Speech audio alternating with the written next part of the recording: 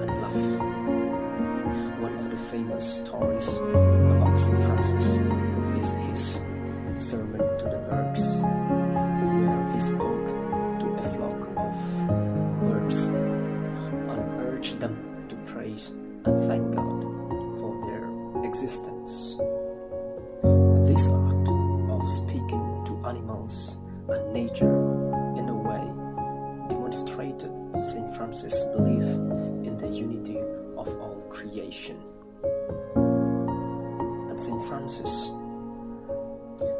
got reconciled with himself, got reconciled with the world, and finally got reconciled with God, the Creator. And that is why he is called the second Christ.